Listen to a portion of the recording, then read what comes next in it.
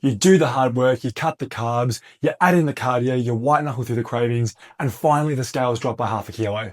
You feel lighter, you feel good, you keep pushing. Another week, maybe two, hey, maybe even 3 or 4. You've now lost a few kilos, maybe even 5. And then 2 weeks later, you're right back to where you started again. Now, if you feel like your body's actively fighting your progress, it's not because you're weak, and it's certainly not because you're not working hard enough. There's a specific, invisible, physiological reason why your body's stuck in this 5 kilogram loop. And until you understand it, you're never going to escape it. Make sure you stay until the end, because I'm going to be sharing the secret on how you overcome this. Now, for those who don't know me, I'm Matt from PhysEvo, and I've spent over a decade helping women with their hormone, fatigue, and gut issues by fixing the root causes rather than just chasing symptoms. And this 5 kilo loop is something that I see in most of the women that I work with. Now, what's happening here isn't a failure of willpower. It's your body doing exactly what it's designed to do. Over time, when you're dieting and losing weight, you'll experience increased hunger, more cravings, lower energy, and a decreased metabolic function and thyroid output. Now, it's important to understand that a certain amount of these factors is just a normal but inconvenient part of dieting. But it's when these factors get too strong, the hunger gets too high, the cravings get too much, the energy drops too low,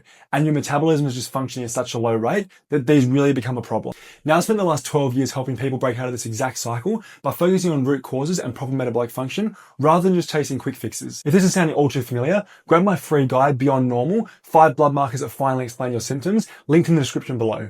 It'll help you figure out if your body's internal signaling is the reason that you're stuck. So how do we stop the regain? Well, you need to focus on the diet after the diet. Let's be honest, everyone can lose 5 kilos. They might not do it in the smartest way, but on paper, it's pretty simple. But if I asked you then how to keep that 5 kilos off, that's when people start getting stuck. As funny as it sounds, you actually need to spend time where the focus isn't weight loss, which I know might sound ridiculous, especially if you've still got a lot of weight to lose. But consider these two scenarios. Person A goes aggressively after fat loss and pushes themselves beyond the point where their hunger is high, their cravings are high, their energy is low, and their metabolic function is decreased. And as a result, they then spend the next few weeks or even couple of months completely overeating and undoing all the results that they've got and gaining back all the weight they lost. Now, person B also aggressively goes after weight loss, but when they notice that their hunger is getting too high, their cravings are getting too strong, and their energy is getting too low, they change tack and they switch into more of a maintenance phase where they build food back up again and they focus on actually locking in and consolidating their result.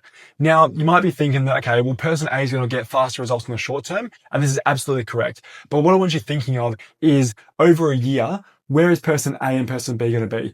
Person A is just losing and gaining that same 5 kilos, whereas person B, although perhaps a little bit slower at the start, they're consistently losing weight and keeping it off over the course of the year.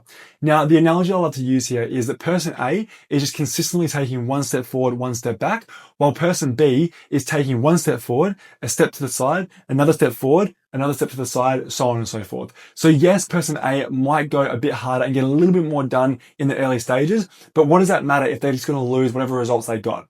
What you want to focus on is the version of you in a year's time, not the version of you in a month's time. Ultimately, you just need to spend time building your food back up, undoing all of the negative side effects of weight loss and dieting, and then spend some time at maintenance where you lock your result in and you honestly just enjoy eating a good amount of food and not dieting and not focusing on weight loss. And this is obviously important for the physiological side of things, but what people often underestimate is the psychological side of things. And even if you're doing things in a sustainable or an easy way, dieting gets tough and dieting takes its toll mentally. So it's important to have breaks where the focus isn't weight loss and instead you can just enjoy having more food available, being more flexible and not focusing on weight loss. And then subsequently, when you go back into a weight loss phase, your mindset will be much better prepared for it. So remember, you have to rebuild your metabolic safety, not just lose the weight. Now, as I already said, it's important to play the long game and think about the version of you in a year's time, not in a month's time. You don't need another restrictive diet that just digs you into a massive hole. You need a body that's primed to let go of the weight and keep it off. Stop the loop, start looking at your health and metabolism from the inside out. Now, if you found this helpful, grab my free guide, Beyond Normal, the 5 blood markers to finally explain your symptoms. It's linked in the description below. And if you like what we're doing here, make sure you hit subscribe.